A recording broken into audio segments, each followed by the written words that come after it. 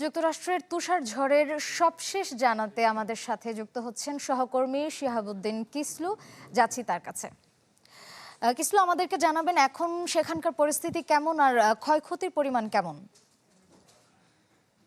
শ্রেয়া, যেটি আপনারা আন্তর্জাতিক গণমাধ্যমের মাধ্যমে জানছেন, ব্যাপারটি ঠিক তেমনটি এখানে ঘটেছে এবং এখন তাপমাত্রা হিমাঙ্কের নিচে এবং আমি দাঁড়িয়ে আছি ম্যানহাটন থেকে ঠিক ইস্ট রিভারের এপারে, অর্থাৎ এখান থেকে ম্যানহাটন 1 মাইল দূরে আমি যেখানে দাঁড়িয়েছি। এখানে যদিও কিছুটা মনে হচ্ছে যে আলো রয়েছে এবং আপনারা দেখতে পাচ্ছেন, কিন্তু আসলে দোকানপাট যেগুলো খোলা থাকার কথা সেগুলো বন্ধ এবং সামাজিক আহ, ভাবে মানুষের যে চলাচল, এটা আসলে একান্তই জরুরি ছাড়া কেউ বাইরে বের হচ্ছে না। আপনারা দেখছেন যে কিছু এমার্জেন্সি ভেহিকেল যারা লবণ ছিটাচ্ছে এবং মাঝে মধ্যে কিছু আমরা পুলিশের গাড়িও দেখছি। তবে আহ, এই গত 3 বছরের মধ্যে এখন সবচেয়ে বলা হচ্ছে যে বড় তুষারপাত এটি এবং যেটি ধারণা করা হচ্ছিল তার চেয়েও বেশি, এখন 2 থেকে 8 ইঞ্চিতে গিয়ে দাঁড়িয়েছে নিউ ইয়র্কের তুষারপাত বিভিন্ন জায়গা বিশেষে। এবং আমি যে এলাকাটা আছি কুইন্সে, এটি আসলে বাঙালি অধ্যুষিত এলাকা। এখানে বাঙালি জনজীবনের যে বিপর্যস্ত বাঙালি ব্যবসা প্রতিষ্ঠানগুলো অনেকগুলো বন্ধ, যদিও এখানে আপনারা জানেন যে 24 আওয়ার্স অনেক জরুরি নিত্য প্রয়োজনীয় গ্রোসারি দ্রব্যের দোকানপাট খোলা থাকে। তো সেই জায়গা থেকে যেটি দেখা যাচ্ছে যে মোটামুটি জনজীবন অনেকটা বিপর্যস্ত, মানে কি থেমে গেছে। বেঙ্গল ইন্সপায়ার অ্যাপে ব্যাংকিং এখন হাতের মুঠোয়।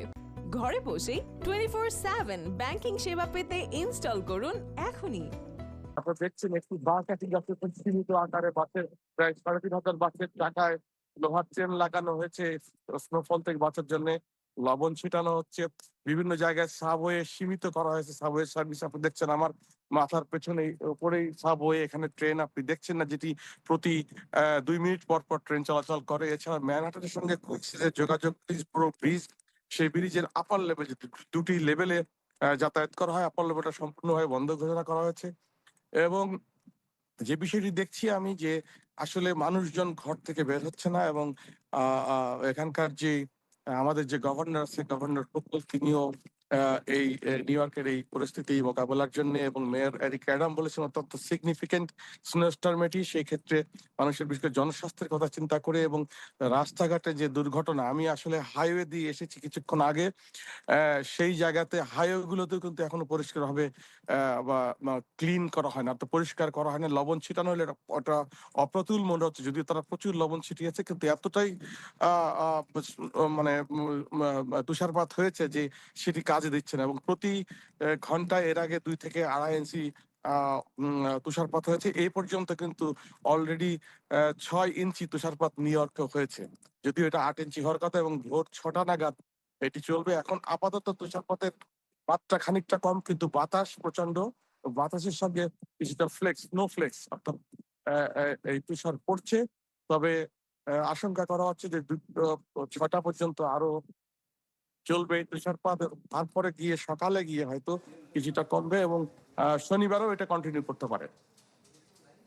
ধন্যবাদ কিসলু আপনাকে। দর্শক, তুষার ঝড়ে বিপর্যস্ত জনজীবনের খবর জানতে সরাসরি যুক্ত ছিলাম যুক্তরাষ্ট্রে।